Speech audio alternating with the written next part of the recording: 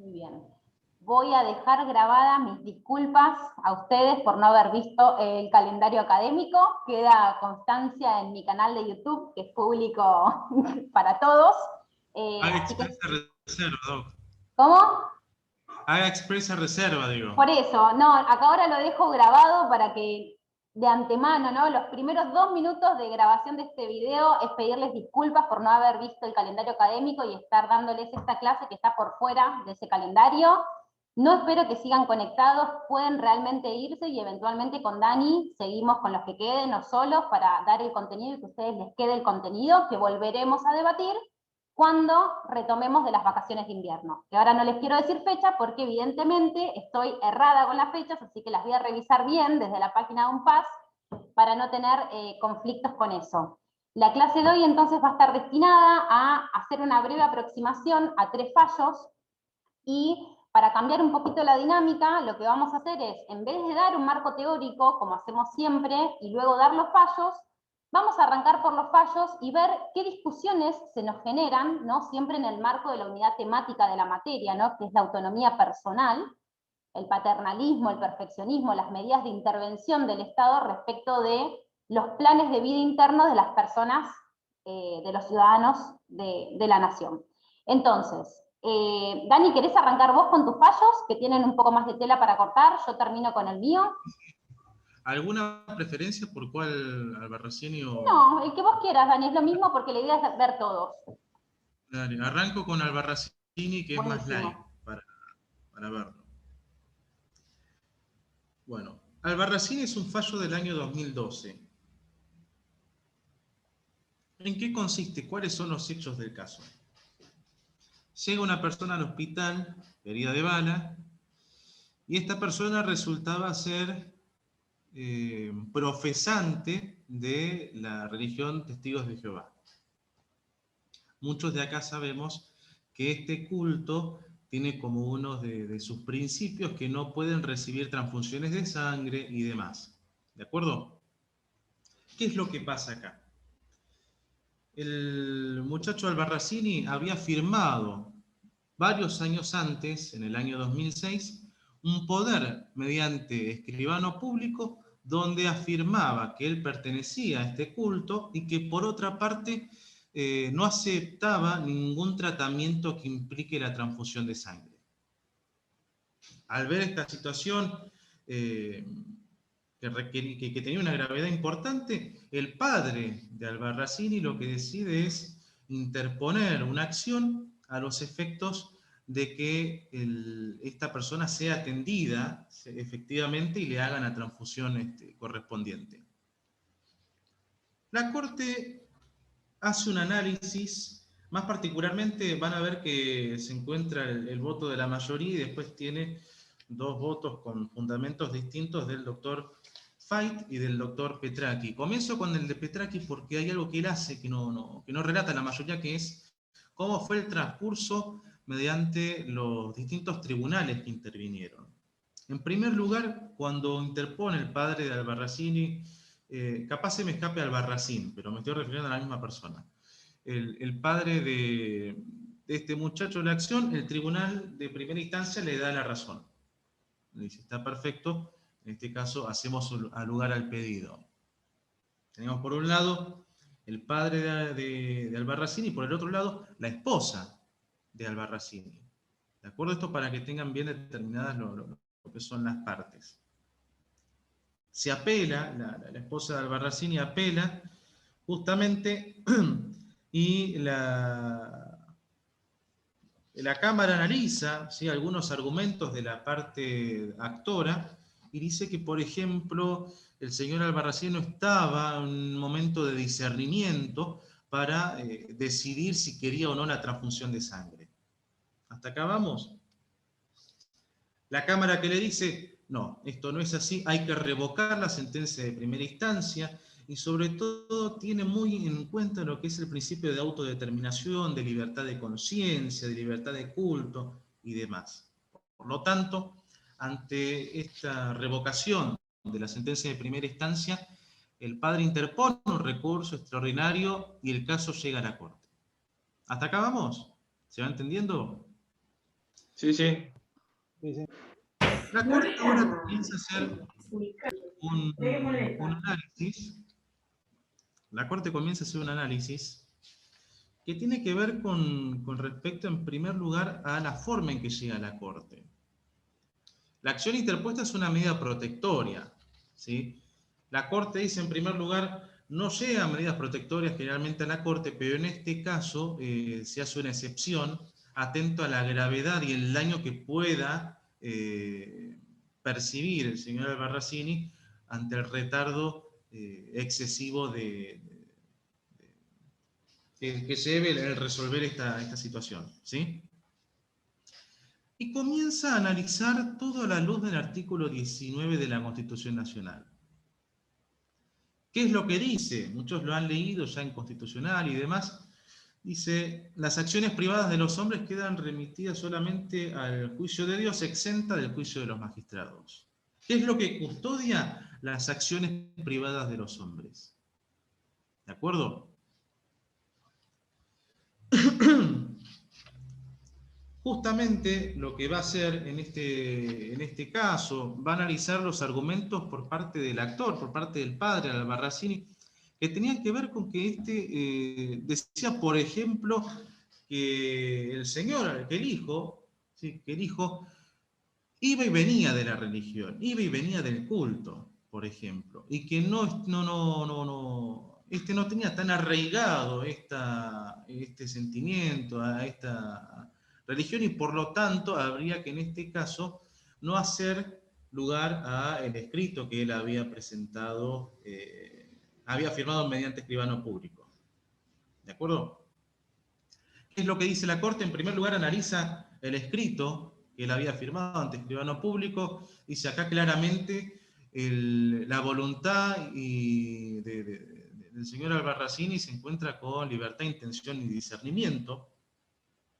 O sea, la voluntad está clara. La voluntad está clara. Después analiza, por ejemplo, esta persona se había casado con una persona, con una mujer que pertenecía a este culto, por lo tanto, fundaba aún más el tema de la pertenencia a esta religión que seguía estos parámetros. Por otra parte, también lo que hace después es analizar el tema de la libertad de autodeterminación, la libertad de decidir sobre su propio cuerpo, ¿sí? Decidir sobre su propio cuerpo.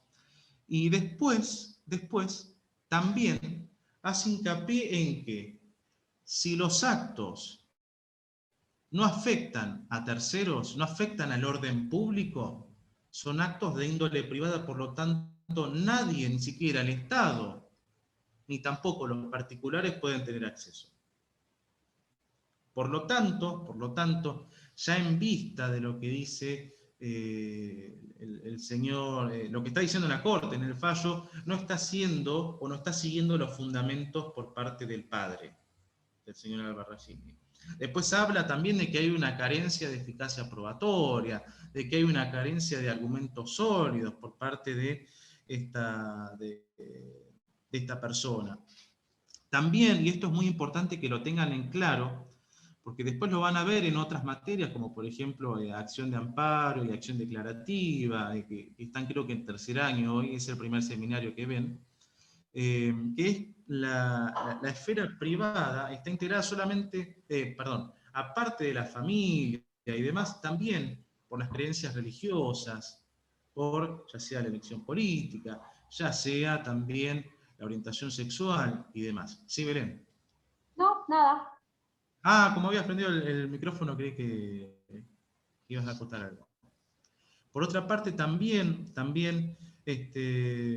habla del señorío sobre la voluntad propia. ¿Sí? ¿Esto qué quiere decir? Que una persona tiene sobre su cuerpo, sobre el plan de vida que va a llevar esta persona, toda autoridad. ¿Sí? Nadie puede entrometerse, ni siquiera oponerse a esto, como les dije anteriormente, salvo que afecte al orden público o a terceros. En este caso, también la Corte afirma de que toda persona no puede ser obligada por un tribunal, ni aún así por un tribunal, a realizar un tratamiento médico que esta persona no desee, como es en este caso. También resalta esto de poner directrices o directivas anticipadas al tratamiento que ha realizado el señor Albarracini, y por lo tanto la Corte afirma que en este caso no hay que hacer alugar al recurso extraordinario y lo rechaza. ¿Sí? En este caso es rechazado.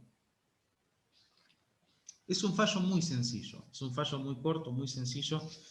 En este caso hay un voto también muy corto del doctor Fait, el cual se remite a esto que decía recién, que las acciones, mientras no afecten a terceros, al orden público, ¿sí? no deben ser restringidas. En este caso el párrafo dice textual: en cuanto a que no ofendan al orden, a la moral pública, ni perjudiquen a un tercero, gozan de la más amplia protección constitucional que llega a eximirlos de la autoridad de los magistrados. Esto quería que les quede claro a ustedes. Sí, esto quería que a ustedes les quede claro.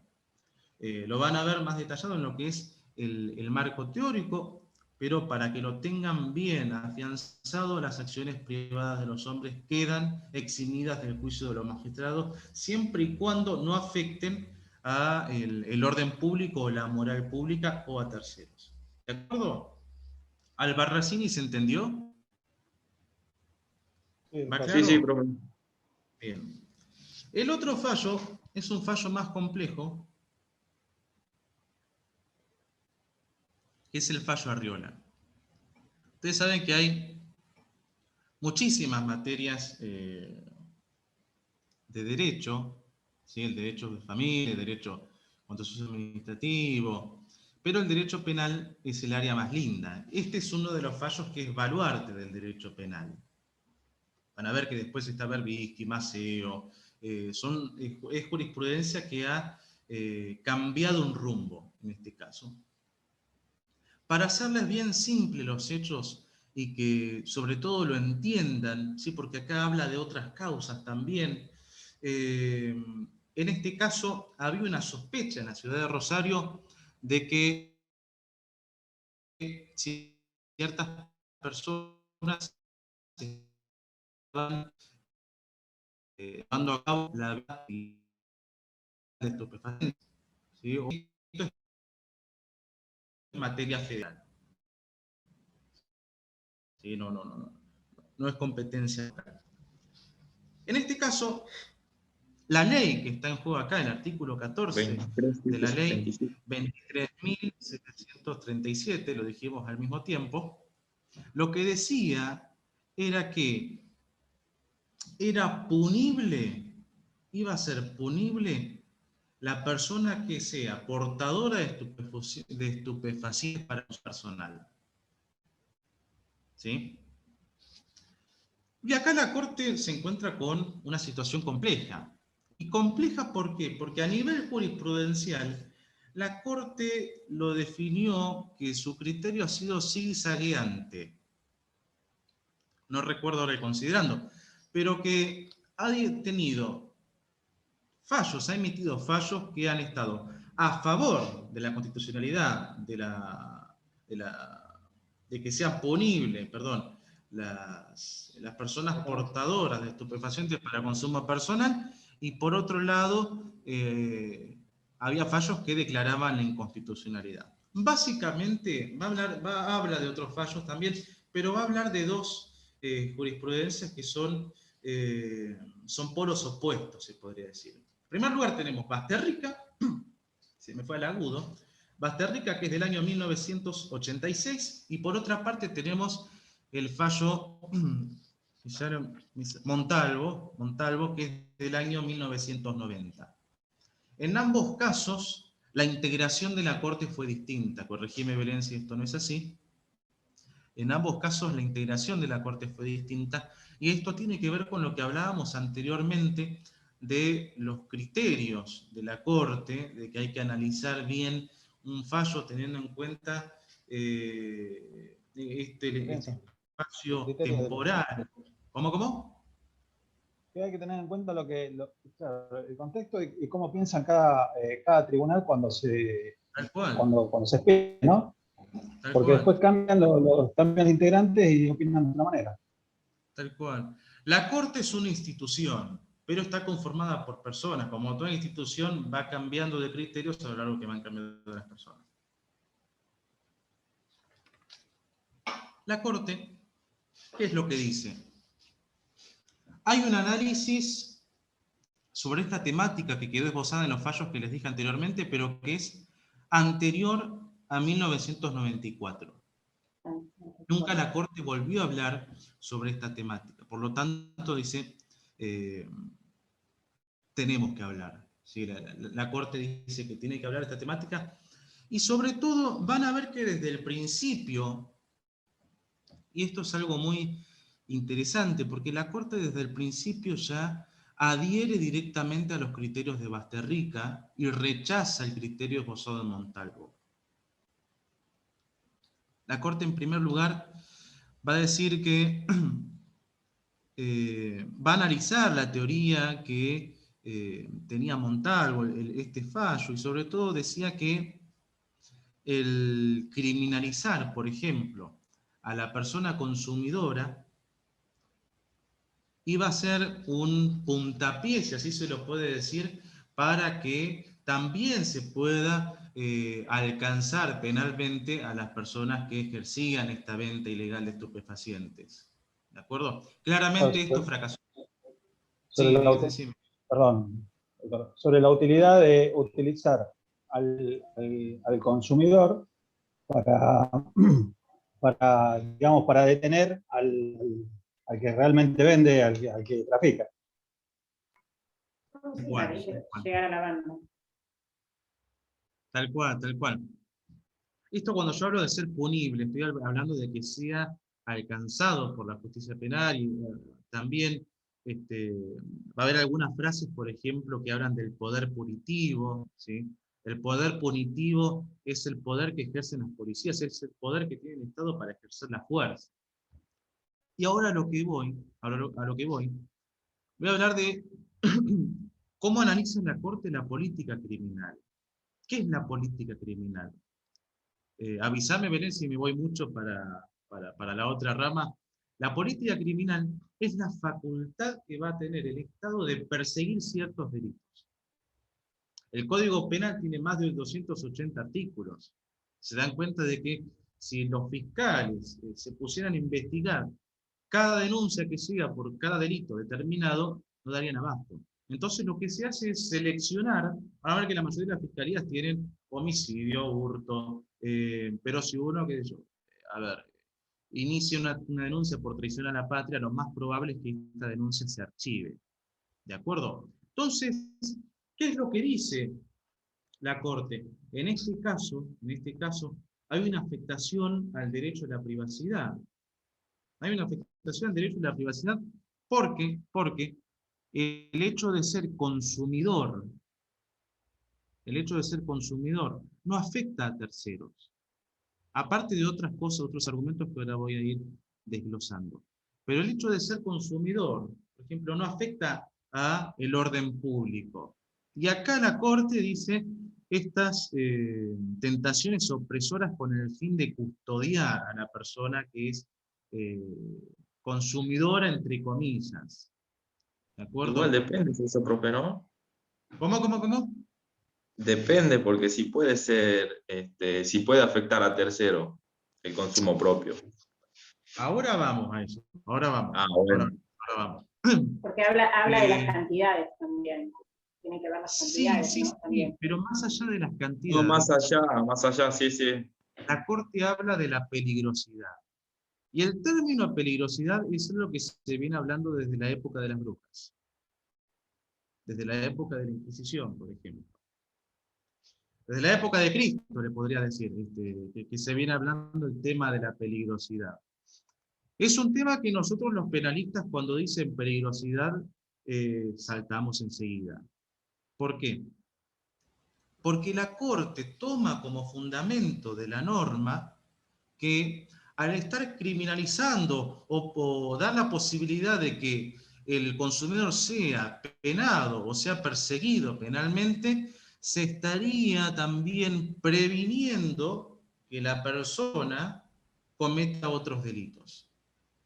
¿Sí? Por el solo hecho de ser consumidor, según esta ley, según el criterio que también que existía en Montalvo, la persona que es consumidora podía ser o estaba más expuesta a ser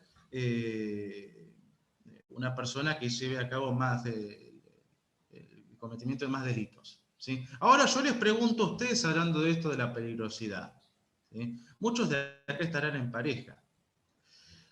¿Qué más expuesto estoy yo si agarro el auto y salgo a 210 por hora después de haber peleado con mi pareja a cometer un delito? ¿Se entiende a lo que voy? Es algo que no se puede determinar. Después Lorenzetti va a hablar de la peligrosidad abstracta, pero ya lo vamos a analizar mejor. Pero en este caso tiene que ver con eso. El futuro no se puede predecir. Esto ustedes van a decir, eso ya lo sabemos todos. Bueno, lo mismo pasa acá. ¿Sí? Que una persona sea consumidora de estupefacientes no implica que esta persona vaya a cometer un delito. ¿De acuerdo? Y acá traigo otro principio fundamental del derecho penal, que es que el derecho penal es de acción y no de actor. El derecho penal es de conductas. ¿Sí? El criminalizar a una persona por ser consumidora, por prever que está más tendiente a a cometer delitos, es volver a un derecho penal de actor, criminalizando a una persona por las dudas. Esa es la palabra en criollo, en el lenguaje llano, es criminalizar a una persona por las dudas. ¿De acuerdo? Claramente la Corte, y tengamos acá en cuenta de que en este caso la Corte está integrada por dos de los más grandes penalistas que tenemos en la Argentina. Una es Carmen Argibay, que llegó a estar en la Corte Penal de La Haya, y después tenemos a Zaffaroni, que no hace falta dar un currículum. Yo voy a criticar el fallo de Zaffaroni después, aparte de leerlo, porque creo que en este caso, no sé, a ver, en este caso, siendo Zaffaroni lo que representa para el derecho penal argentino e internacional, no le sacó el jugo a esta cuestión. Sí, no le ha sacado el jugo a esta cuestión. Entonces tenemos de que el ser consumidor es una persona que, de que tener tenencia de estupefacientes para consumir está dentro del marco íntimo de la persona, dentro de la vida privada de la persona. También la Corte habla del proyecto de vida. ¿De acuerdo? Ni siquiera el Estado para tutelar puede afectar el proyecto de vida de la persona. A ver, la Corte acá, y esto lo quiero dejar en claro porque antes de leer el fallo, antes de venir a la clase, hay distintas entrevistas que le hicieron a Fait sobre este tema, a Zaffaroni, a Lorenzetti y demás, y escuché que distintas opiniones de ya sea gente de la iglesia, ya sea gente de asociaciones que vayan en protección de las personas adictas, de que la Corte acá decía vayan a consumir. Y eso no pasa acá. Acá la Corte lo que dice, esto lo van a ver mucho en Fait también, la persona consumidora es un enfermo. El común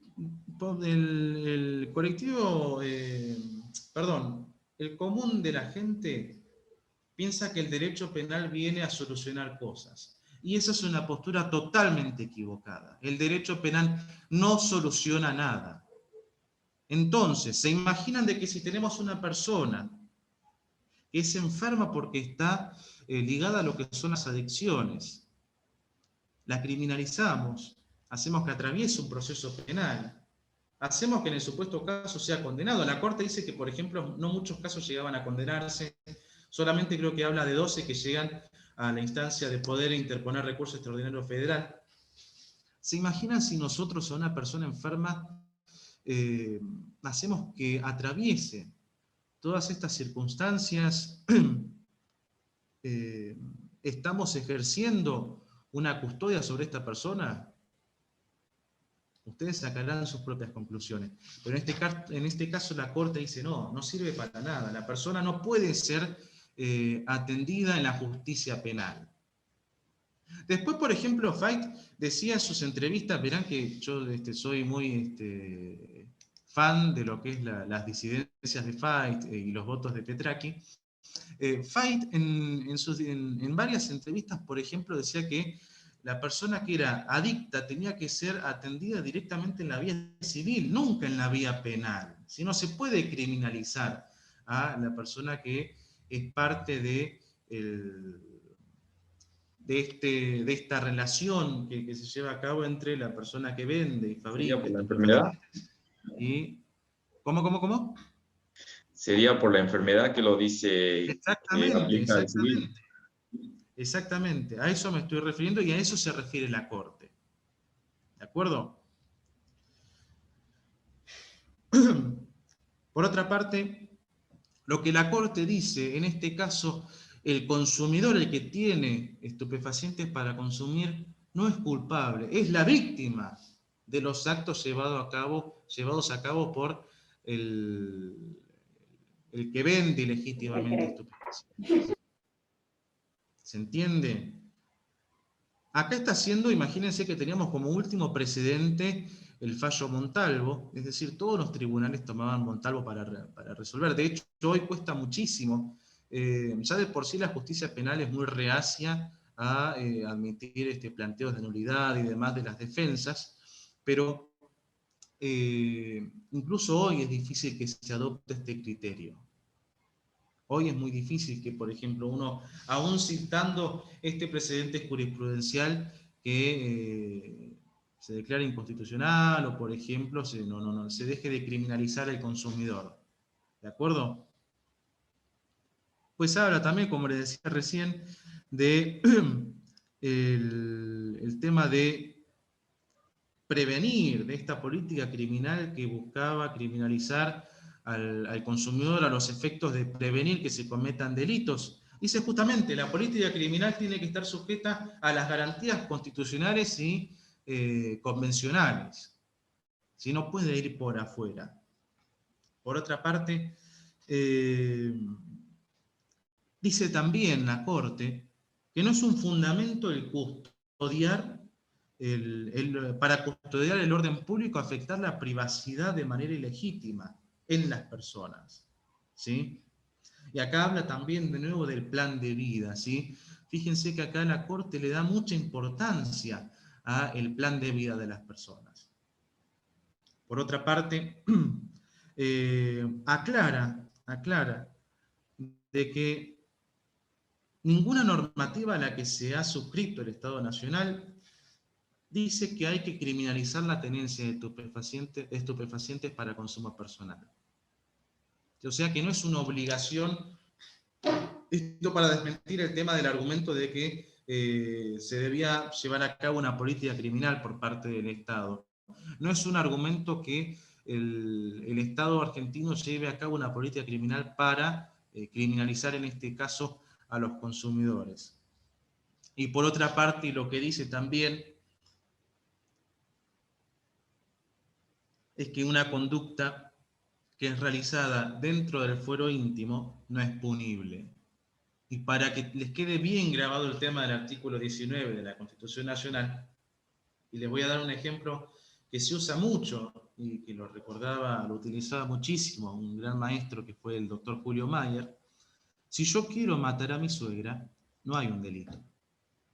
¿De acuerdo? Si yo compro el arma para matar a mi suegra, no hay un delito, porque yo no estoy extendiendo o exteriorizando una conducta que esté tipificada. Ahora, si yo ya la estoy apuntando con el arma, ahí ya podemos empezar a hablar. Sí. Pero claro, por el pensamiento. Exactamente, una conducta que está sujeta al fuero íntimo de las personas no es punible. ¿Sí? No puede ser alcanzada por el derecho penal, no puede ser juzgada por la judicatura penal. ¿Se entiende hasta acá? El fallo, ¿cómo vengo de tiempo, Belén? Bien. El fallo tiene varios por su voto, tiene varios votos con fundamentos, y Ricardo Lorenzetti, que en ese momento ya era presidente de la Corte, lo esboza, ¿sí? Hace mucho hincapié, van a ver, en la libertad personal, hace mucho hincapié en que no cabe, por ejemplo, dice, penalizar conductas realizadas en privado que no ocasionan peligro o daño a terceros. ¿Sí? No se puede penalizar una conducta de estas características, y habla de los delitos de peligro abstracto. ¿Sí? Esto no puede ser juzgado, no se pueden llevar a cabo estos delitos, porque el delito de peligro abstracto es, es lo que hablábamos anteriormente, que tenía que ver con el que una persona, por ser consumidor, esté más expuesta a cometer delitos. ¿Se entiende hasta acá? Después Lorenzetti hace todo un análisis que no viene al caso, de distintos proyectos que se han llevado en América Latina, de distintos estudios que han realizado ciertos institutos, pero lo hace para fundamentar el fallo. ¿De acuerdo? Pero dice, no se puede establecer supuestos de tipicidad sin lesividad. ¿Y acá qué es lo que quiere decir? Tipicidad sabe que son las conductas que de hacerse tienen una pena. Están sujetas en el Código Penal o en las distintas leyes especiales. ¿Qué quiere decir el principio de lesividad? El principio de lesividad justamente tiene que ver con que no va a ser punible, no va a ser alcanzado por la justicia penal toda conducta que no afecte a terceros. ¿De acuerdo? En este caso, ¿qué es lo que dice? Es muy peligrosa. Es muy peligroso que existan supuestos de tipicidad sin lesividad. ¿Sí? Por otra parte, déjenme que busque un párrafo que lo había separado para ustedes. Acá está. Y habla de esto de combatir el tráfico de drogas.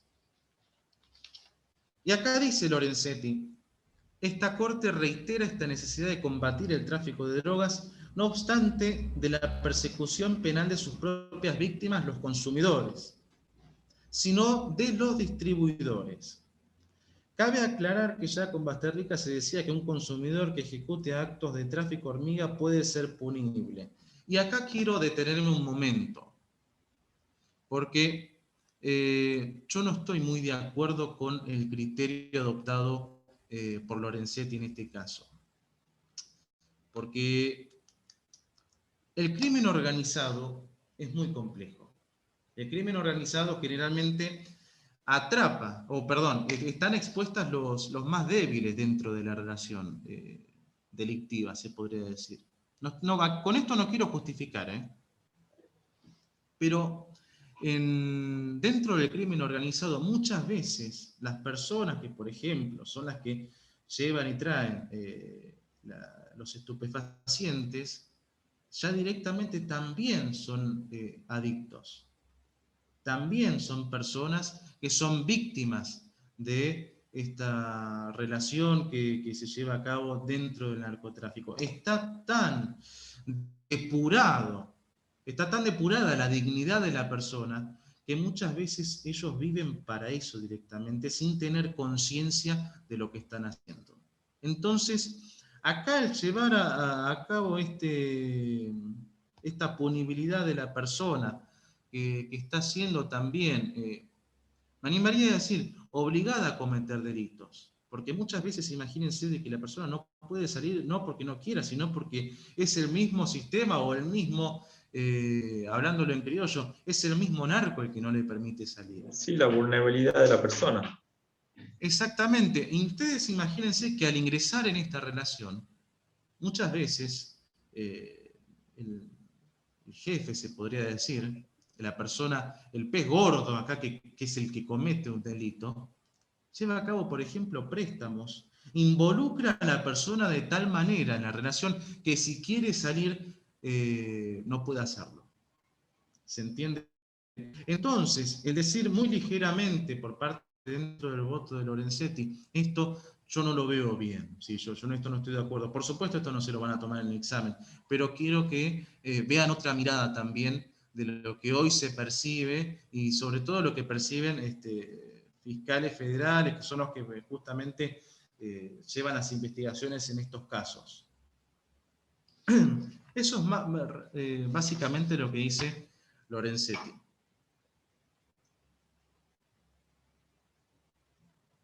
Fait, ¿qué va a hacer? También hace un voto fundado, pero Fait podríamos decir que reflexiona en este caso. Imagínense que tanto en Basterrica estaba en disidencia y me sale Maceo, en Montalvo Fait fue mayoría, así que imagínense que él estaba a favor de que sea constitucional la punibilidad de la persona consumidora.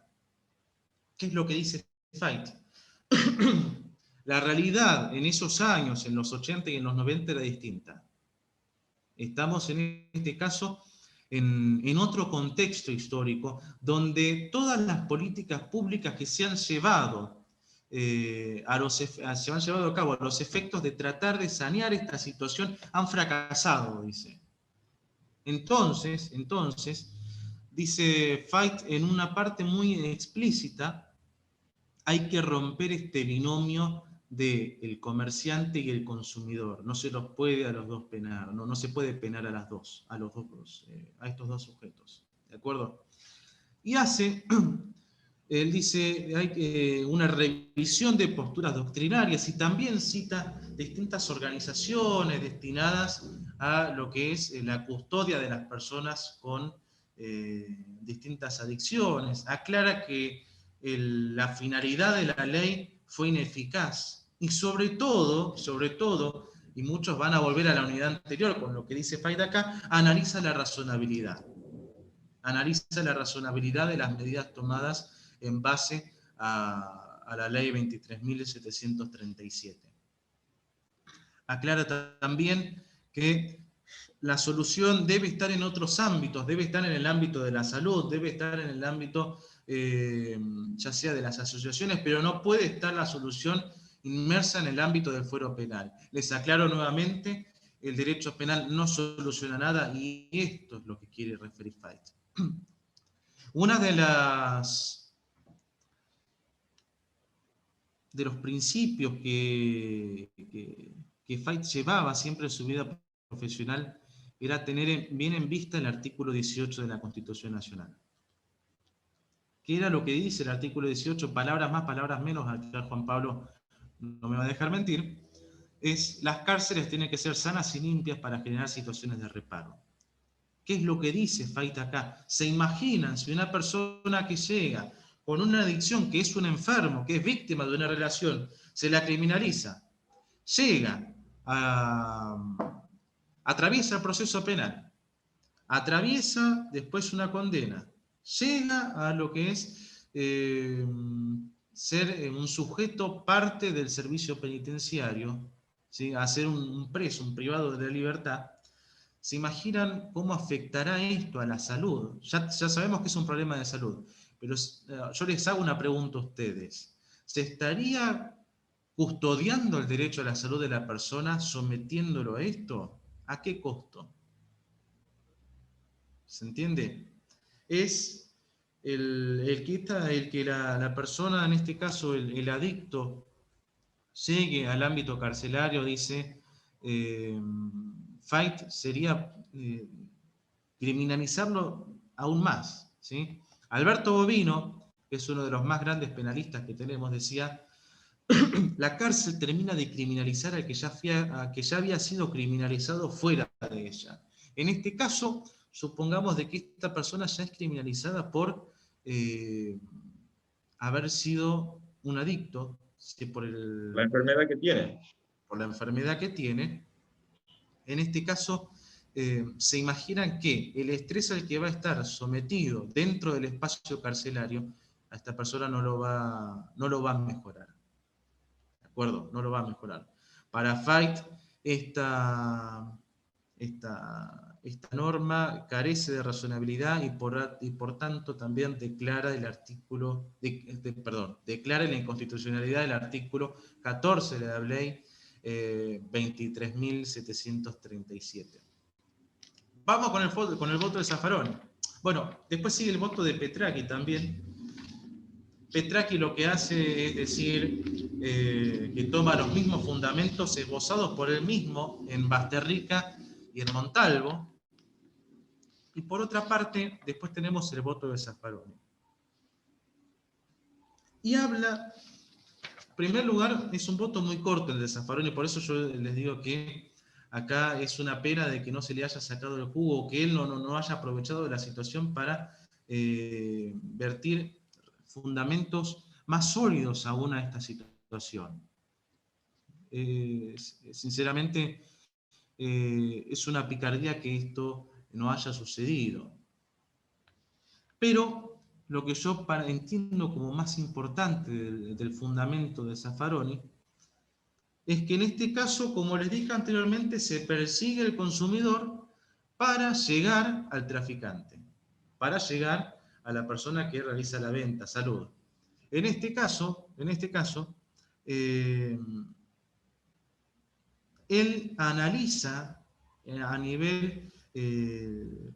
analiza el procedimiento penal y afirma, en este caso los usuarios, dice, al ser traídos al proceso penal como imputados, tienen la potestad, en virtud del artículo 18, en virtud de toda la Convención Americana sobre Derechos Humanos, Pacto de San José de Costa Rica, de no declarar y por ende también de no apuntar a quién es el pez gordo, como dije anteriormente. Ahora, ¿qué pasaría si esta persona, en lugar de ser llamada como imputada, esté siendo llamada como testigo? Tiene la obligación de decir quién es quién, ¿sí? Y de brindar mayores aportes al procedimiento. Estando como imputado, ya les digo, justo pasó un mosquito, estando como imputado no aporta nada al proceso. Desde ya, no aporta nada. Se le podría sacar muchísimo más jugo a esta figura, ¿sí? O a esta persona, trayéndola al procedimiento como testigo, en calidad de testigo. Ya cierro.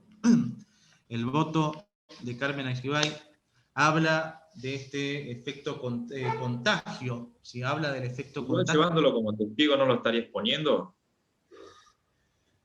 Pero hay medidas para custodiar a esta persona, hay medidas para para custodiar la figura del testigo. Ahora, imagínense si lo llevan como imputado y la persona sabe que tiene esta facultad de guardar silencio en este caso. Sí, a ver, ¿cómo es tu nombre? No te quiero decir Galaxy. Manuel. Manuel. En este caso, por ejemplo, si la persona se la estaría, creo que vos dijiste, repetime la frase. Exponiendo. Exponiendo. Sí, si en este caso se la estaría exponiendo, es del deber del juez tomar las medidas necesarias para custodiar a la persona que está participando dentro de un proceso. Hay jueces penales, por ejemplo, que afirman lo siguiente: al imputado y al testigo le dicen, señor o señora, usted es mi prioridad, usted es mi obligación, ¿sí? Yo me tengo que protegerlo, usted más allá de juzgarlo, ¿sí? Dejo el chivo porque de esto hablé también en la ponencia sobre plazo razonable, que el resumen que mandé ayer, así que esto lo tengo bien en claro, o bien fresco se podría decir. Y también habla Argibay de que la tenencia de droga no incluye haberla comprado. O sea que abre también una puerta a las personas que llevan a cabo el cultivo. ¿De acuerdo?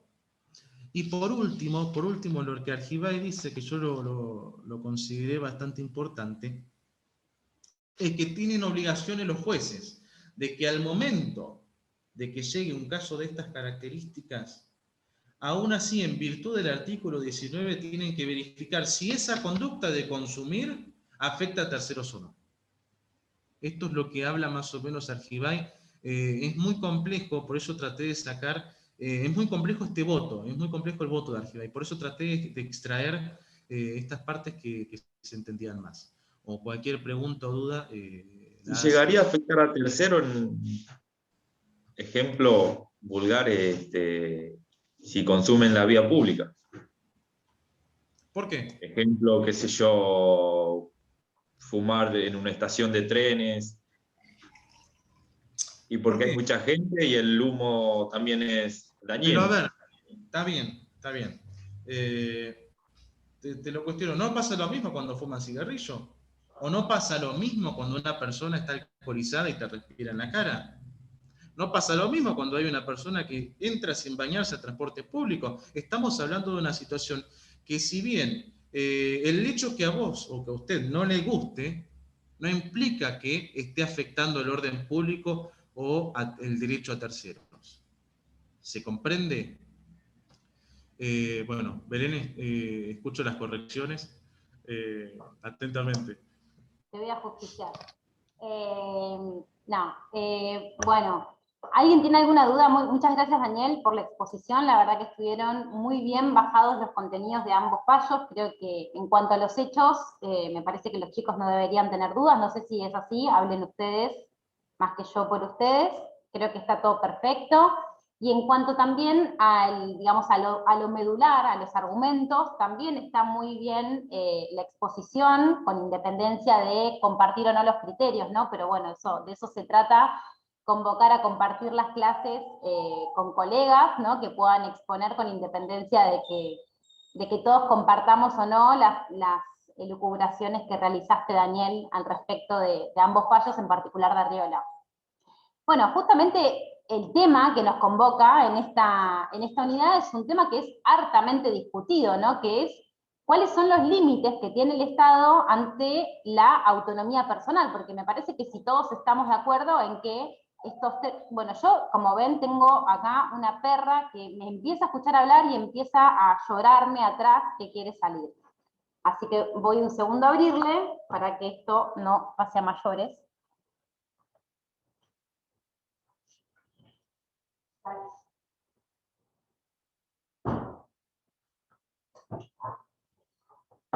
Ahí estamos volviendo, acá va. Bueno, entonces, creo que el trasfondo, ¿no? de los tres fallos que se incorporan en esta unidad tiene que ver con analizar esto, ¿no? ¿Qué es la autonomía personal y cuáles son los límites a la interferencia del Estado frente a esa autonomía personal, ¿no? Vamos a hacer una cosa. Voy a aprovechar antes de dar file para hacer una intervención, ¿no? En función de este último ejemplo que nos plantea Manuel, ¿no? En qué sucedería, ¿no? Si una persona está fumando, por ejemplo, drogándose o fumando, digamos, alguna sustancia no legal en una estación de tren. Bueno, hay un tema que vamos a intentar analizar. Este ejemplo que nos plantea, o esta pregunta, ¿no? Este supuesto que nos plantea Manuel, desde algunas de las ópticas que intentan dar respuesta, ahí te escucho, que intentan dar respuesta a cuáles son los límites o cómo tenemos que dar esta mirada sobre los límites a la interferencia estatal. Sí, Manu. Yo lo planteé más que nada por el lado del trabajo que hace, el trabajo que hace el personal policial, más que nada. Claro. Muchas veces el personal policial, qué sé yo, hace una detención basándose en eso, claro. Más que nada. No es que esté juzgándolo por cometer un delito, por así decir, llevar a cabo un delito, sino que se toma por ese lado más que nada.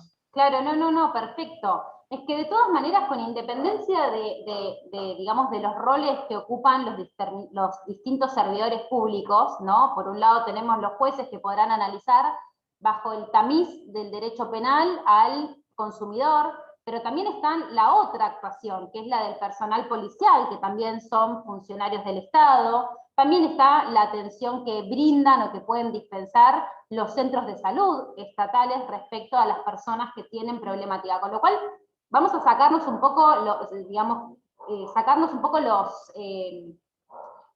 digamos, vamos a intentar dar una mirada general de la situación, o sea, una mirada a cómo debería, o qué es lo que esperamos como sociedad del Estado, sacándonos los distintos roles que nos tocan ocupar, ¿no? Yo digo, inclusive, desde mi lado de la judicatura, puedo tener una posición sobre el tema. Vos, Manu, que estás ahí con la investidura policial, entiendo, estás actualmente, me imagino que estás ahora trabajando, también tenés esta posición que podés mirarlo.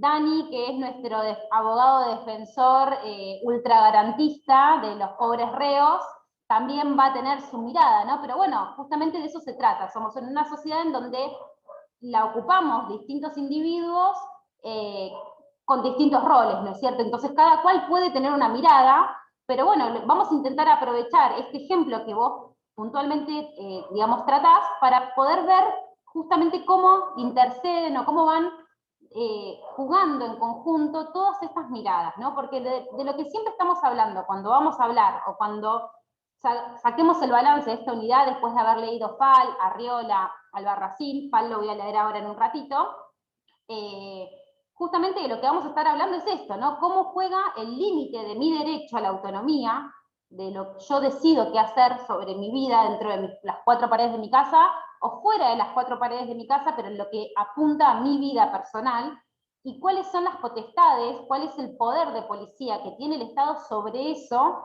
cuando eso no intercede con la moral, el orden público y el derecho de terceros. ¿Sí? Porque acá tenemos un paradigma o un artículo, digamos de alguna manera, que es el faro, que es el artículo 19, ¿no?, de nuestra Constitución Nacional, que, bueno, yo ya me lo sé de memoria, las acciones privadas de los hombres que de ningún modo afecten, ofendan a la moral o al orden público, ni perjudiquen a terceros, están reservadas a Dios y exenta de la autoridad de los magistrados. Eso dice nuestra Constitución en el artículo 19, ¿no? Bueno, ¿qué se sigue de esto?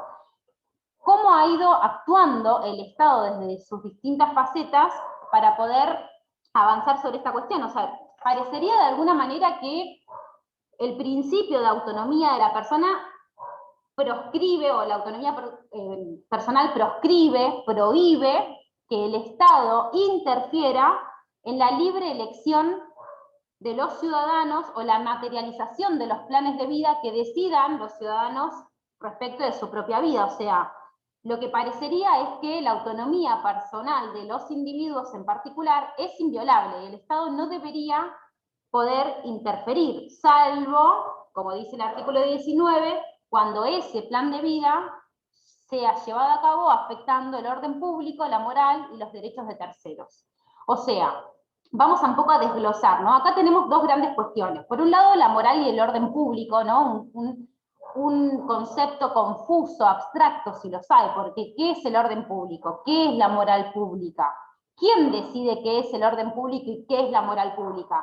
De hecho, nosotros, con esta seguidilla, ¿no?, que Dani nos contaba, Montalvo, Basterrica, primero Basterrica, después Montalvo, actualmente la doctrina de Arriola, nos demuestra que lo que en algún momento se pensaba como una afectación a la moral pública o al orden público, en otro momento, pocos años después, con otra integración de jueces de la Corte, dejó de ser considerado como una afectación al orden público, ¿no? Y hemos tenido estos vaivenes que son propios de la naturaleza humana, de la cultura, de los contextos sociales, históricos, y del avance de las investigaciones, porque cuando ustedes lean a Arriola, si es que ya no lo leyeron, lo que van a observar también es que lo que la Corte da como argumento para justificar su cambio de posición y la vuelta al criterio de Basterrica, que era un fallo anterior a la constitucionalización de los instrumentos internacionales, es decir, hoy no podemos obviar que la dignidad del hombre está plenamente sustentada en la autonomía, y esa autonomía es 100% válida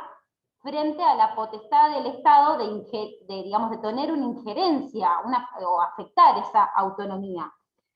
De alguna manera la autonomía personal entonces sujeta al orden y a la moral pública da como un cierto margen de apreciación al Estado para poder tomar decisiones acerca de cuándo y cómo y hasta con qué alcance interferir en ese plan de vida. Pero después hay un criterio un poco más objetivo, si ustedes quieren, que tiene que ver con el daño a terceros, ¿no? Algo que es de alguna manera mucho más visible, mucho más palpable, que es yo puedo hacer mi vida siempre que en ese hacer mi vida no genere un daño a un tercero, y este daño es algo que yo puedo ver, que yo puedo identificar. No es meramente potencial, yo quizás le cause un daño a tercero, entonces el Estado puede intervenir porque quizás el derecho de un tercero va a estar en juego. No, no, no, tiene que existir un daño a un tercero, un daño inminente, un daño que vaya a ocurrir, ¿no? Cuando hablamos de esto, que es un principio axiológico del derecho, que es el principio del alterum non laedere, el deber de no dañar al otro. Mis derechos siguen hasta donde arrancan los derechos del otro. Bueno, un poco la discusión que se da, digamos, de alguna manera doctrinariamente, tiene que ver con la posición que adopta el Estado frente a la autonomía personal. Ustedes tienen ahí en el programa dos palabritas que de alguna manera dan cuenta de cómo pueden darse estas posiciones, ¿no?, respecto de la intervención del Estado. Por un lado tenemos las medidas perfeccionistas y por otro lado tenemos medidas paternalistas. Hay una corriente intermedia, ¿no? Una corriente intermedia que habla de la corriente, de la defensa social, o de la posición de la defensa social. Esta corriente de alguna manera es un punto intermedio, ¿no? Que a lo que apunta es poner el foco en cuál es el bien público, y de alguna manera la moral pública va a estar por encima de la moral privada, ¿sí? Vamos entonces a arrancar por lo primero. ¿Qué son las medidas paternalistas y qué son las medidas perfeccionistas? ¿Alguien tiene una noción que nos pueda responder?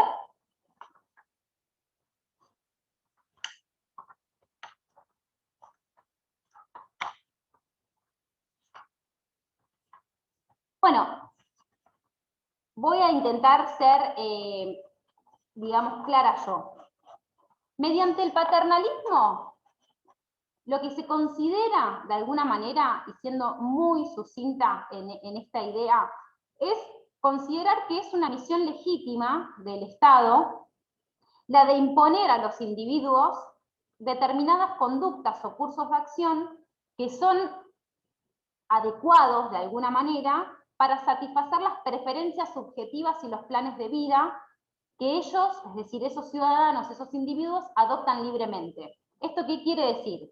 Que se respeta de alguna manera la autonomía personal, el individuo tiene la posibilidad de elegir libremente su plan de vida, y el rol del Estado va a ser, de alguna manera, imponer ciertas conductas que lo que hacen es beneficiar la consecución de ese plan de vida. Voy a darles un ejemplo. La vacunación obligatoria. Es un ejemplo, el calendario nacional de vacunas es un ejemplo de una medida paternalista del Estado. ¿Por qué paternalista? Porque todos tenemos la libertad de seguir nuestro plan de vida. Sin embargo, el Estado, para aquellos ciudadanos que así lo decidan, pone a disposición un conjunto de vacunas que son necesarias y que van a favorecer que esas personas que elijan acceder a ese calendario de vacunación puedan, puedan continuar con su vida de manera saludable, es decir, con salud, porque, digamos, desde el punto de vista de que las vacunas aportan a una mejora en las condiciones de salud, si el Estado provee ciertas vacunas obligatorias, lo que hace en definitiva es colaborar con el ejercicio del derecho a la salud, ¿sí? Ahora, ¿existe la pena de cárcel o la pena de cometer un delito para aquellos padres que no eligen vacunar a sus hijos? ¿Los antivacunas pueden ser llevados a juicio penal por no vacunar a sus hijos? No, para nada. Es decir, se le veda el acceso a ciertos beneficios de la seguridad social. Por ejemplo, no podrían acceder a la AUH, por ejemplo, porque para acceder a la AUH, como se trata de una política de transferencia condicionada, la condición sería asegurar la educación y asegurar el calendario de vacunación, la libreta sanitaria, con lo cual esa persona, después del dicho al hecho, hay trampas por todos lados, ¿no? Pero bueno, vamos a lo técnico. Otra medida paternalista que se me ocurre, a ver si están de acuerdo, es la obligatoriedad de la educación primaria. ¿Es una medida paternalista? Es una medida paternalista, porque el Estado te obliga a que vos accedas a la educación y te obliga y te garantiza la educación primaria, porque considera que el derecho a la educación es la puerta de acceso a otros tantos derechos. Acceder a la educación te permite a vos también acceder a otro conjunto de derechos humanos. Se tratan, como ven, de una intervención estatal, pero que no neutraliza la autonomía en la consecución del plan de vida de la persona, sino que de alguna manera puede, digamos, no demuestra tampoco un compromiso del Estado con determinado plan de vida. El Estado decide determinadas, toma determinadas decisiones que transforman políticas públicas, ¿sí?, tendientes a lograr, a coadyuvar, a colaborar en la realización del plan de vida de cada persona sin interferir, pero dando herramientas. Cuando hablamos del perfeccionismo hablamos un poco de lo contrario. ¿Por qué hablamos de lo contrario? Hablamos de lo contrario porque cuando hablamos de perfeccionismo lo que decimos es, o digamos, valoramos y decimos, es una misión legítima del Estado, o sea, es un objetivo legítimo del Estado hacer que los individuos acepten y materialicen ideales válidos de virtud personal. O sea, que acá nosotros podríamos considerar la prohibición de conductas que el Estado considere como moralmente inaceptables. O sea, un Estado perfeccionista es un Estado que toma un juicio y que hace un juicio de valor sobre las concepciones de lo bueno, porque es el Estado quien define qué es lo bueno y por ende determina políticas públicas para establecer que los individuos no puedan salirse de eso que es bueno. ¿Hasta acá vamos? Sí, sí. Sí, sí. Por ejemplo, vamos a intentar, para poder distinguir esto, ¿no?, para poder distinguir estas dos visiones que les estoy marcando, por un lado el perfeccionismo y por otro lado el paternalismo. Vamos a pensarlo en función del ejemplo que nos traía a colación Manuel, luego de escuchar la alocución de Daniel sobre el fallo Arriola.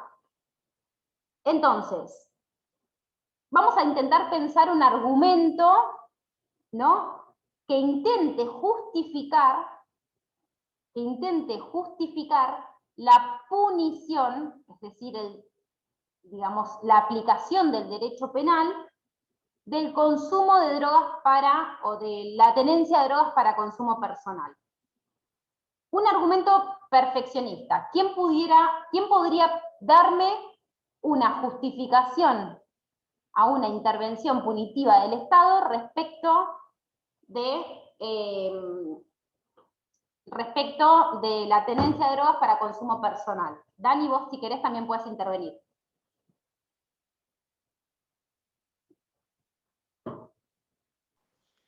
Usarla como medicina. Me corrijo por si no soy clara con la consigna, por las dudas en función de la pregunta de Manuel. Lo que tenemos que pensar acá es, ustedes son Estado, ¿no? Ustedes son un Estado perfeccionista. Me encontraron a mí, ustedes me encontraron a mí con un cigarrillo de marihuana en la calle, uno solo. O sea, y yo les digo, no, lo que pasa es que me gusta fumar y lo tenía, no lo iba a vender, era para mí, era un cigarrillo de marihuana que era mío. Entonces, Manuel, que representa la autoridad de la investidura policial, no obstante eso, dice, no, bueno, pero tenés algo que es ilegal, te llevo a la cárcel, iniciamos la investigación. Entonces, a mí me cae la justicia penal encima porque la policía me apresó con un cigarrillo de marihuana. Como Estado, aumentar la pena para la tenencia, ¿no? Bueno, pensemos, ustedes son Estado, ustedes representan la Fiscalía, llevan a cabo la acusación contra mí. Porque aumentaron los casos, porque aumentaron la pena, porque aumentaron los casos, desde un tiempo a esta época aumentaron los casos de detenciones por tenencia. Claro, en definitiva, muchachos, la mera autodegradación moral que el Estado pueda considerar respecto del consumo de drogas y lo que eso implica para mí y para la sociedad es un argumento suficiente para un Estado perfeccionista. ¿Por qué? Porque de alguna manera, con mi caso testigo, el Estado lo que le demuestra es que hay una concepción de lo bueno y una concepción de lo malo. Y va contra la buena costumbre. Lo malo está representado por hacer algo que moralmente no es adecuado. Es salirse de la ética. Entonces lo que el Estado le demuestra a la sociedad es que cuando ese individuo, individualmente considerado, se sale de lo moralmente aceptable, va a ser punido. Y la sola autodegradación a la que yo me expongo por tener esta conducta inmoral de consumir marihuana, es suficiente para que ese Estado caiga, para que caiga sobre mí el poder punitivo del Estado. ¿Me siguen hasta acá con el ejemplo? Sí. Ahora, esta cuestión de la tenencia para consumo personal también puede ser mirada desde la óptica paternalista. ¿Por qué? O qué, digamos, siguiendo el ejemplo de cómo yo resolví el argumento perfeccionista, ¿quién se anima a dar un argumento paternalista?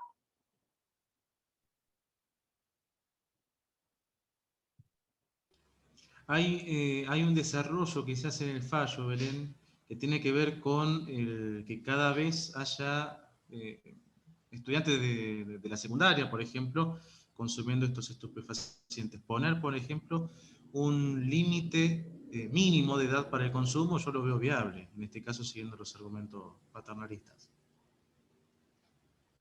Y ahí yo creo que roza lo perfeccionista, Dani, porque vos lo que ahí decís es bueno que consuman a partir de los 18, pero es malo y corresponde la punición cuando lo hacen antes de esa edad.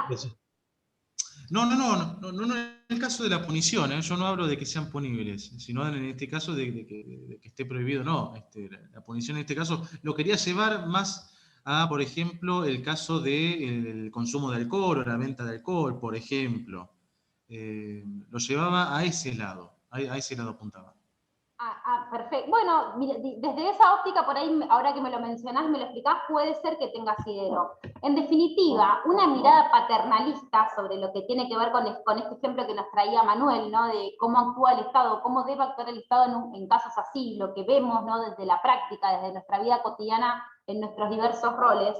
Una medida paternalista, de alguna manera, justificaría la punición pensando en, yo tengo que proteger a la sociedad de los daños físicos, psicológicos, mentales que pueda acarrear el consumo de estupefacientes. Entonces, si yo corto de raíz, lo que hago es proteger a la sociedad, porque en definitiva el consumo problemático de sustancias puede traer a colación daños físicos y psicológicos que se propaguen al resto del público. O sea, claro, que no se convierta en adicción, digamos que sea claro, algo de alguna manera la mirada paternalista lo que hace es buscar desalentar el consumo de drogas. ¿Y cómo lo desalienta? A través del establecimiento de castigos. Si yo descubro que vos consumís, te castigo, porque eso me permite a mí evitar la propagación. Incrementar las penas.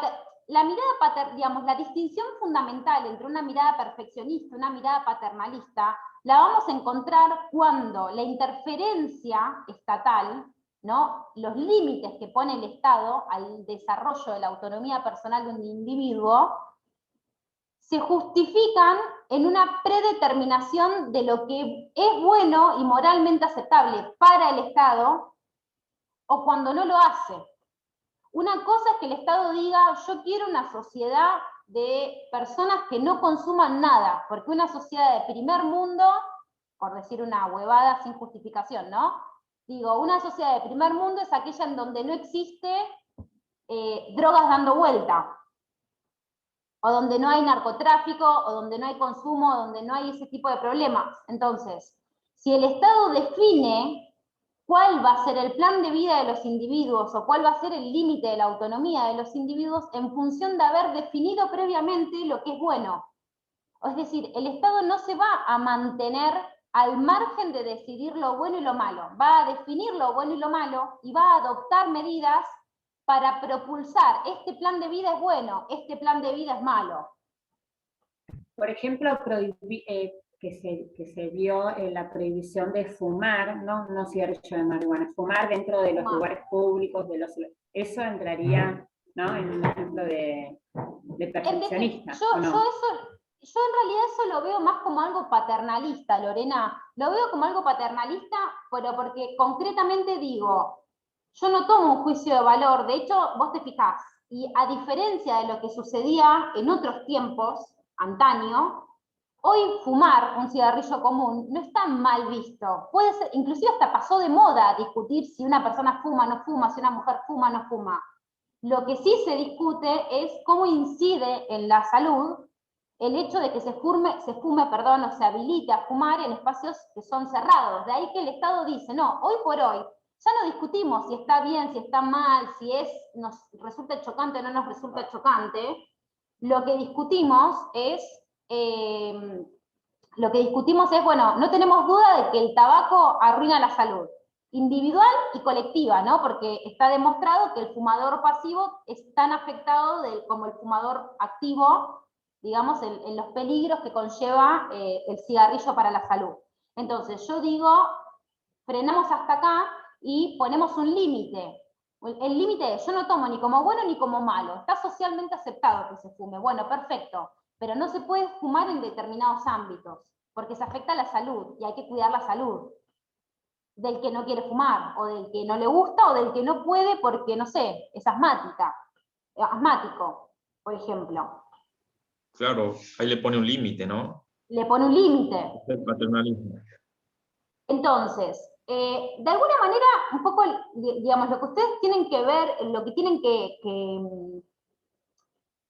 que entender es que, o identificar, es que cuando vamos a hablar de perfeccionismo, de alguna manera, el Estado no va a permanecer. Cuando ustedes estén frente a políticas perfeccionistas, van a ver que el trasfondo es que el Estado no permanece neutral respecto de la concepción de lo que es bueno y lo que es malo. El Estado predetermina lo que es bueno y lo que es malo, y entonces impulsa a que los individuos adapten sus planes de vida a aquello que se preestipuló como bueno. ¿Sí? Les voy a dar un ejemplo que Arriola, digamos, ha sido señero de alguna manera en ese punto. Hasta hace 10 años atrás, porque no creo que sea muy lejano, el fumar cigarrillos de marihuana no estaba bien visto. Una persona, yo por ejemplo, hace 10 años atrás, iba a un boliche, iba a un bar, y veía a una persona que fumaba, y yo decía, se está drogando. Lo veía mal. Con el paso del tiempo, la información o no, yo no quiero hacer un juicio de valor acá, yo tengo mi opinión formada al respecto, pero no quiero hacer un juicio de valor, pero sí tengo que ser objetiva con esta información que transmito. Hasta hace un tiempo atrás, uno decía cruz diablo, el fumador de marihuana es un drogadicto, igual que el cocainómano, igual que el que fuma pasta base o consume pasta base, o sea, estaban todos en la misma bolsa, ¿sí? Con el correr del tiempo, la sociedad, los estudios, la verdad es que lo que se ha demostrado es que la marihuana no es tan corrosiva y que por el contrario tiene ciertos beneficios para determinados individuos con determinadas patologías. Que se entiende también que la marihuana dejó de tener esa condena social equiparable al que se droga con otras drogas más duras. Hasta acá estamos todos de acuerdo, no estoy diciendo una locura, ¿no? De alguna manera, entonces, las medidas que fue tomando el Estado a raíz de esto fueron medidas que tendieron de ser perfeccionistas a ser paternalistas. Montalvo da cuenta de una visión estatal, Montalvo, no Arriola, Montalvo da cuenta de una visión estatal perfeccionista. Está mal fumar marihuana, así tengas un porro, así estés segura de que no vas a vender, está mal. Arriola abre esta puerta, como también decía Daniel, o creo que en función del voto de la doctora Argibay, de no criminalicemos al consumidor de marihuana, porque el consumidor de marihuana puede tanto tener digamos, podemos estar penalizando al que tiene una planta o al que, digamos, simplemente la consume. Entonces, hay un montón de cuestiones en juego que dan cuenta de que la visión del Estado sobre el consumidor de marihuana ha tendido de estar en la misma bolsa de los drogadictos de otro tipo de drogas a tener una mirada más paternalista, de decir, no interfiero dentro de determinados límites, no interfiero, y cuando veo como Estado que esos límites se traspasan y veo que Belén, que simplemente había sido enganchada infraganti con un cigarrillo, la vuelvo a enganchar, pero ahora con 50 cigarrillos de marihuana, y bueno, acá ya hay un límite. Acá Belén no se va a fumar todo esto. ¿Estamos de acuerdo? Entonces ahí sí la mirada es paternalista, pero también puede tornarse ciertamente relacionada con la defensa del orden social, porque lo que yo tengo que resguardar es que Belén no se afecte ni su propia salud, pero que tampoco afecte a los terceros que puedan estar cayendo. ¿Estamos de acuerdo? De hecho, si me permitís, esto del argumento no lo había tomado yo como algo, no recuerdo si lo dije, pero Argibay justamente es la que analiza este argumento paternalista o perfeccionista. ¿De acuerdo? Lo van a encontrar mucho en este voto. Sí. De alguna manera, muchachos, imagínense ustedes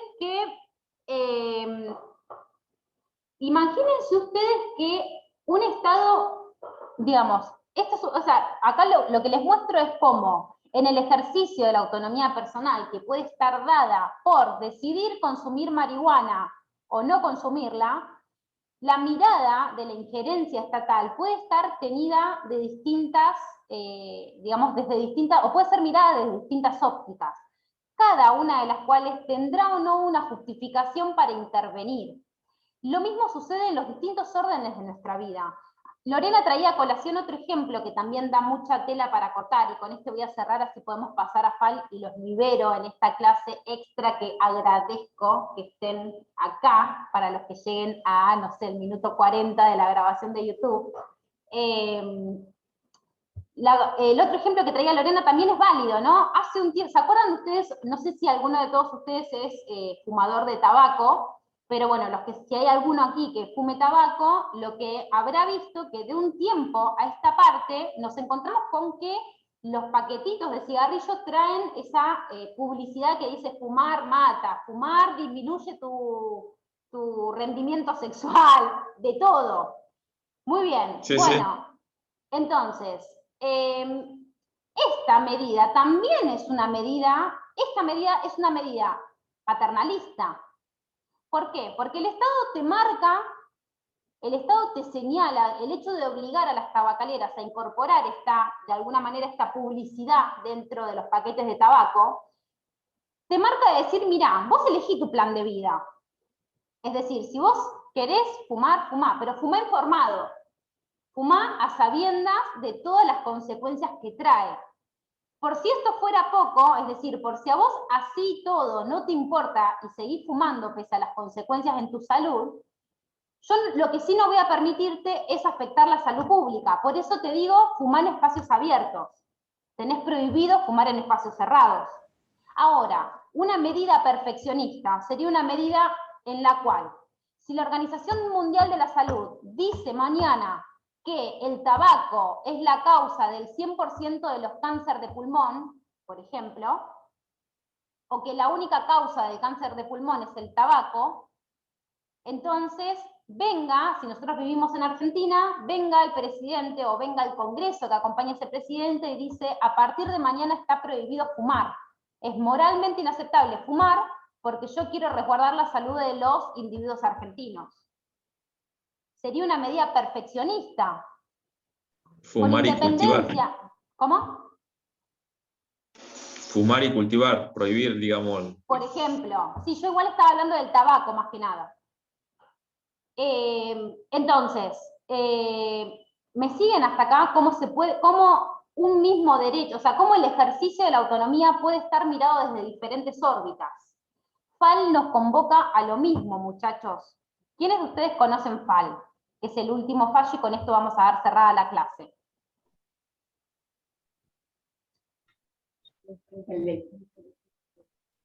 Claro, FAL es el caso del aborto. De la niña. Claro, sí, yo no lo leí por encima. ¿Cuál es el la caso? niña que fue abusada por su padrastro. Abusada, y quedó no, embarazada, con todas las violada por su padrastro, es verdad. Y bueno, la madre va a la justicia para que esta niña que estaba en 20 semanas pueda abortar, ¿no? Sí. En el caso, perdón, en el caso FAL, los hechos, la plataforma fáctica era la siguiente, ¿no? Una niña sin padecimientos mentales, es decir, una niña con salud plena, que había sido violada por su padrastro, y producto de esa violación estaba embarazada de 8 semanas. La madre de esa nena accede a la justicia penal en el marco de la querella donde estaba acusando al padrastro por violador, y lo que le pide a ese juez penal es que la autorice a que el sistema de salud pública le practique un aborto dentro de las excepciones del artículo 86 referidas al aborto no punible. El juez penal se declara incompetente para resolver esa cuestión, y entonces la mujer inicia una medida autosatisfactiva en el fuero de familia. En primera y en segunda instancia tiene la negativa, es decir, lo que solicitaba era la autorización para la práctica abortiva. Llega al Superior Tribunal de Chubut, y el Superior Tribunal de la provincia hace lugar al pedido de autorización de la madre de esa menor para que se le lleve a cabo la práctica abortiva. Cuando se le lleva la práctica abortiva, se lleva a cabo, es decir, la niña, ¿no? Puede abortar, pero cuando dicta sentencia el Tribunal Superior de la provincia de Chubut, el asesor general subrogante de la provincia de Chubut interpone un recurso extraordinario en defensa del niño por nacer, del nasciturus. El caso llega a la corte, y lo que planteaba el asesor, concretamente el defensor del menor, el tutor ad litem del niño por nacer, lo que planteaba es que no correspondía llevar a cabo la práctica abortiva, considerando que, si bien es cierto que la menor había sido violada y producto de esa violación había quedado embarazada, no cumplía con los requisitos que predispone el artículo 86. Concretamente, el asesor de menores lo que decía es que el artículo 86 prevé la posibilidad del aborto no punible, pero para los casos de violación de las personas con padecimientos mentales. Es decir, que como la menor no tenía un padecimiento mental, no encuadraba dentro de los requisitos que disponía el artículo 86 para habilitar el aborto. Básicamente, el tutor también lo que planteaba es que el Estado argentino estaba violando el derecho a la vida, y en ese sentido, con la autorización de la realización de la práctica abortiva, se ponía en juego la responsabilidad del Estado Nacional por afectar el derecho de una persona por nacer. El tribunal, entonces, el caso llega a la Corte, ¿no?, con este recurso. ¿Y qué es lo primero que nos llama la atención de este caso? A ver, ¿quién se da cuenta?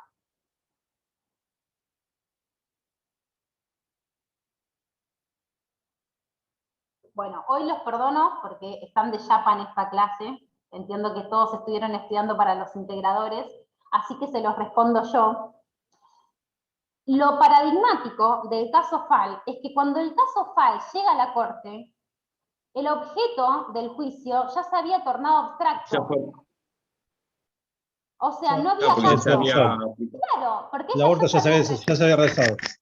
Claro, la controversia ya no estaba, ya del caso, la controversia. Exacto. esto, Karina, no había caso, causa, controversia, porque el caso, causa, controversia era en solicitar la autorización para el aborto, y el aborto ya se había llevado a cabo, es decir, el asesor de menores estaba defendiendo, comillas, comillas, la vida de una persona que ya no existía. ¿Sí? Sin embargo, pese a que el caso no existía, la Corte Suprema de Justicia de la Nación se mete a entender en el caso. Y el considerando 7 del fallo es muy paradigmático. Lo que dice la Corte, y me permito leerlo para que no me falte nada, este tribunal se ve obligado a tener que establecer la inteligencia, o sea, a interpretar las previsiones cuyo desconocimiento denuncia el recurrente, así como también determinar la aplicación de otras normas y principios de igual jerarquía en clave necesaria como pauta de interpretación, dejando a salvo que no por ello esta Corte se encuentra limitada en su decisión por los argumentos de las partes, sino que tan solo le incumbe realizar una declaración sobre el punto. O sea, la Corte lo que dice es: necesito expedirme y dar mi interpretación final sobre los derechos que están involucrados en este caso, porque se trata de cuestiones que tienen raigambre constitucional y que lamentablemente se plantean de manera constante, poniendo en juego la garantía constitucional que constituye, digamos, el artículo 19, que es el principio de reserva y autonomía personal.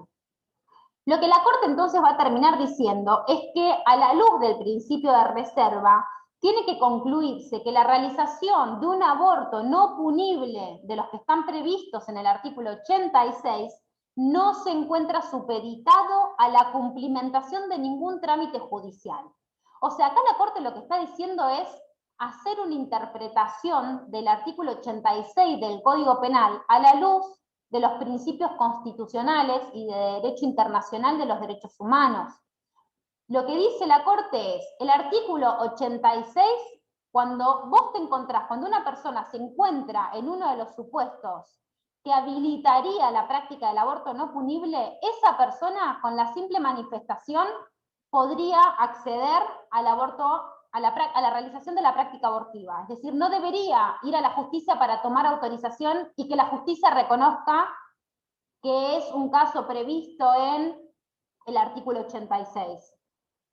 Concretamente, lo que la Corte dice es que de ninguna manera puede entenderse que la voluntad, ¿no?, del legislador al momento de sancionar o de escribir las pautas del artículo 86 puedan ser entendidas de manera tal de limitar la autonomía y la dignidad de la persona.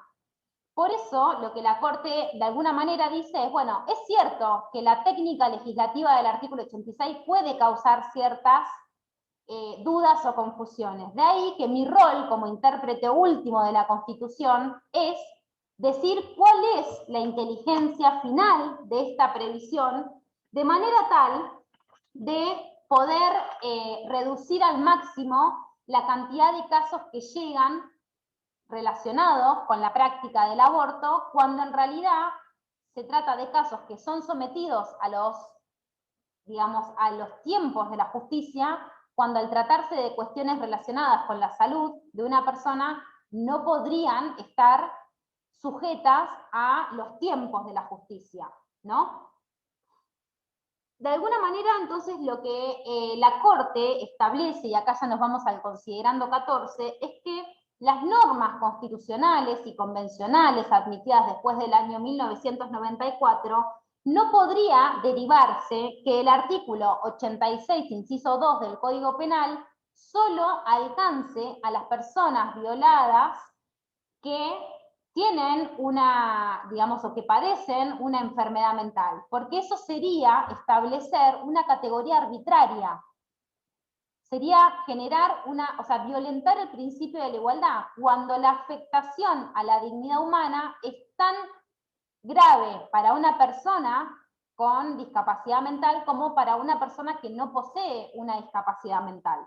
De ahí que entonces la Corte lo que dice es, Cuando el artículo 86, inciso 2 del Código Penal regula los supuestos abortos no punibles respecto de embarazos que son consecuencias de una violación, se considera necesario remarcar que existen otras cláusulas de igual jerarquía, como también principios básicos de hermenéutica, establecidos en la jurisprudencia, que obligan a interpretar esa norma del Código Penal con un alcance amplio. De ahí entonces que la Corte trae, por un lado, la prohibición de discriminación y el principio de igualdad como ejes fundamentales. Entonces lo que la Corte termina diciendo es reducir por vía de una interpretación la autorización para la interrupción del embarazo solo a los supuestos en donde la violación es cometida contra una incapaz mental implicaría establecer una diferencia irrazonable de trato respecto de toda otra víctima de un delito análogo que, como no tiene, digamos, una incapacidad mental, no puede acceder a esa posibilidad. De ahí entonces que la Corte hace una interpretación amplia del artículo 86, inciso 2 del Código Penal, y para hacerlo se fundamenta en los principios de dignidad de las personas, en los principios de igualdad, no discriminación y en el principio de reserva. Y también lo que de alguna manera la Corte va a decir es que la aplicación, ¿no?, del principio pro homine, que de alguna manera combina a los tribunales a llevar a cabo una interpretación amplia de los supuestos en donde lo que está en juego, en definitiva, es la vida y la salud de las personas. Vale la aclaración, ¿no?, entonces que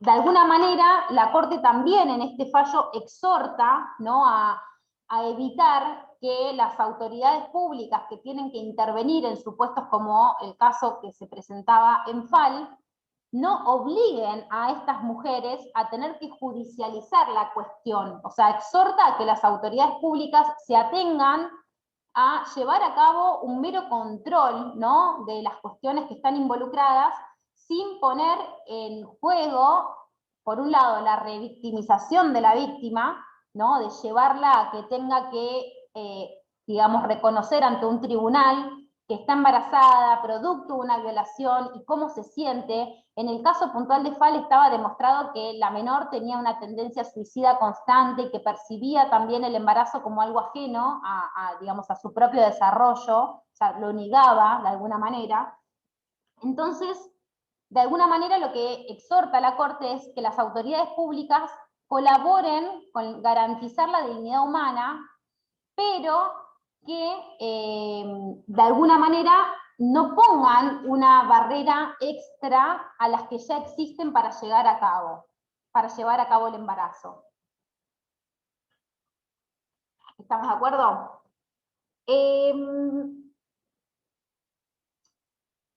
De alguna manera lo que nos demuestra FAL, ¿no?, habiendo visto algunas pautas generales, es la Corte.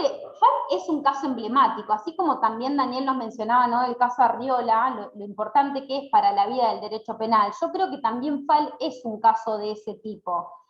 Vuelvo a repetir, con independencia de las opiniones que cada uno pueda tener sobre la práctica abortiva, ¿no?, sobre el aborto, que el año, digamos, en el último año de presencialidad, no sé si Dani vos estabas en esa cursada, pero pudimos hacer un debate en donde armamos equipos a favor y equipos en contra, ¿no?, del debate sobre el aborto, y entonces hicimos todo un ejercicio de argumentación, tipo, yo era un tribunal junto con otros alumnos que fueron sorteados, y teníamos que escuchar los argumentos a favor y en contra de un supuesto hipotético caso de petición de autorización para abortar.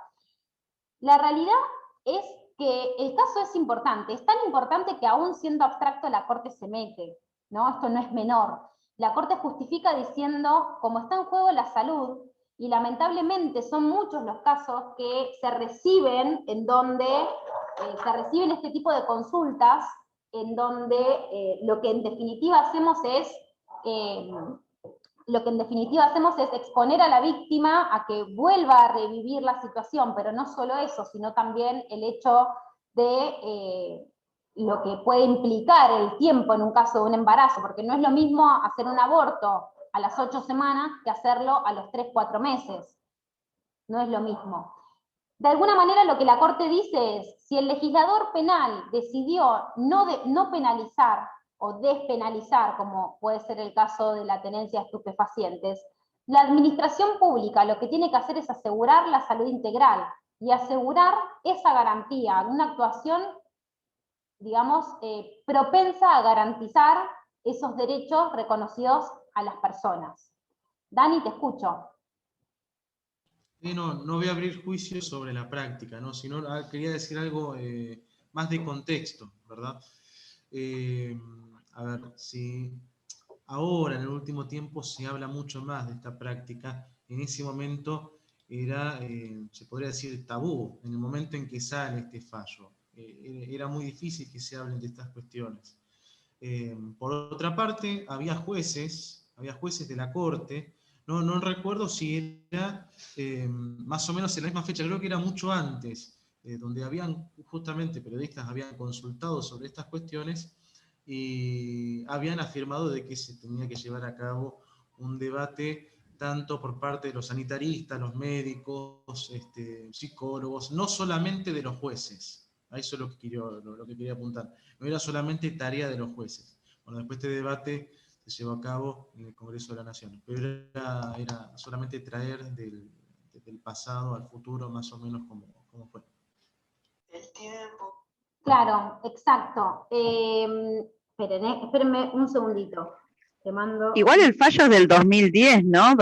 O sea, 2010 es cuando la madre solicita la interrupción, tampoco es tan lejano, me parece que un poco ya ahí la Corte como que pinta un poco los antecedentes de lo que sería hoy con el diario del lunes, ¿no? Claro. Con esto de... Sí, yo me parece sumamente importante. Coincido que la Corte fue un poco señera, ¿no? Con esto de cuál era la posición, de escuchar un poco cuál era la temperatura, el termómetro de la discusión social, ¿no? Obviamente que la discusión social se reverberó con la discusión de la ley, ¿no? Que posibilita el aborto seguro, legal, gratuito. Pero bueno, la Corte fue señera porque no te olvides que son 10 años atrás. Parece que no, pero es un montón en un contexto de debate, ¿no? De lo que es la cultura jurídica. Es más, yo creo que por entonces, cuando la Corte resuelve lo que resuelve, ni siquiera lo resuelve embebida de estas miradas, de las miradas feministas que hoy tenemos como, de alguna manera, que nos ayudan a repensar ciertas instituciones arraigadas en nuestra sociedad desde una perspectiva un poco más de género, o no tan patriarcales. O sea, yo no creo que el fallo de la Corte tenga de trasfondo una mirada, digamos, de este tipo. Me parece que es más bien una mirada objetiva, desde la lógica, desde realmente la protección de la salud pública y realmente también el de levantar la bandera del derecho penal como la última ratio del orden jurídico. Así que, bueno, con esto, no sé si alguien tiene alguna duda más para comentar. Y ahí, profe, sería una mirada paternalista de, digamos, conservar que no haya distinción, que haya justamente un principio de igualdad para todos, no solamente para las chicas que sufren una violación, que por ahí son dementes, como estaban contemplados en el 86, sino este principio de igualdad. ¿Podemos decir que tiene como una mirada, un sesgo paternalista? Yo creo que es una política más de sesgo paternalista que de sesgo perfeccionista, sí. Sí. Pero bueno, eso es una opinión personal. Lo que tiene que ver con las medidas paternalistas o perfeccionistas es que un poco van a depender del ojo de quien las mire, ¿no? En el sentido de que yo les puedo decir a grandes rasgos, a nivel teórico, el paternalismo implica esto, el perfeccionismo implica esto, pero la valoración como paternalista o perfeccionista de una determinada política pública va a depender de muchos factores que escapan al ámbito de esta clase hoy, y al ámbito en sí del derecho en general, porque son más bien miradas que tienen que darse de acuerdo a la discusión social, integral e interdisciplinaria, porque, digamos, una política del Estado, aunque termina traduciéndose en una norma, en una política pública, obviamente que tiene otros trasfondos que impactan, digamos, a las sociedades de diferentes puntos, ¿no? Y que implican a la sociedad o interpelan a las sociedades de diferentes aristas. ¿Hasta acá vamos, muchachos? Sí, sí. Sí, profe, sí. Bueno, vamos a dar por finalizada la clase. Les agradezco mucho los que siguieron hasta acá, los que se conectaron pese a no tener la obligación de hacerlo. Voy a dejar la clase en el canal de YouTube. Ahora en un ratito les mando el link como siempre para que la tengan a disposición. Te agradecemos, Dani, por haberte incorporado. Esperamos que te haya gustado la experiencia y volverte a encontrar en la segunda parte del año a disposición para eso. Se los va a extrañar. Yo no, Sí, ¿no? voy a tener los viernes libres para nada. Profesora ya puede salir a pasear. Para ver Tal corte cual. Para disfrutar a su bebé. Tal cual, para disfrutar Sí. a Elena Margarita. Después, otra cosa que les digo, nos volvemos a encontrar el 6 de agosto. El 3 de agosto es mi cumpleaños, no se olviden, me suelo enojar mucho con la gente que se olvida de mi cumpleaños, mucho. Es una cosa como buena leonina. Ya lo estamos agendando. Como buena leonina con ascendente en Leo, con vida en Leo, con luna, con todo en Leo, soy totalmente egocéntrica. A mí el 3 de agosto me saludan o me saludan. ¿Permitís un comentario solamente cortito? Profesora, si lo sabré, tengo 2 hijas leoninas. No, tal cual. El fallo FAL a mí me lo preguntaron en el examen final. Y tuvo la particularidad de que Belén, para pincharme en el final, me dice, ¿qué opinión te merece el argumento tal del fallo FAL? Yo le dije la opinión mía. Y ella me dice, mira vos, yo opino exactamente lo contrario. Me dice. Y otra cosa que nos acordábamos con unos estudiantes era hace unos días que nos vimos, ya somos graduados, nos acordamos justamente de la cursada con Belén. Y al momento de dar los exámenes, ella da las notas, y ahí me dice, Daniel, felicitaciones, tenés un 5, me dice. Y eso lo guardamos en el corazón, es una anécdota que contamos siempre, muy graciosa. No, pero... no me acordaba de eso, Dani. No, por eso se lo quería recordar ahora.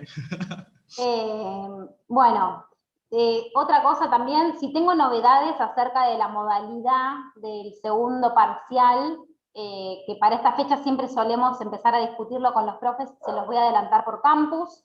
Probablemente me vean ausente durante todas estas semanas. Dani, vos también tenés derecho a la desconexión de tus labores profesionales en el grupo. Sigan discutiendo, no tengo problema, pero seguramente yo me desconecte un poco. Les agradezco enormemente la cálida recibida, la participación de todos, la buena predisposición tuya, Juan Pablo, que siempre me ha solucionado toda la comunicación con todos.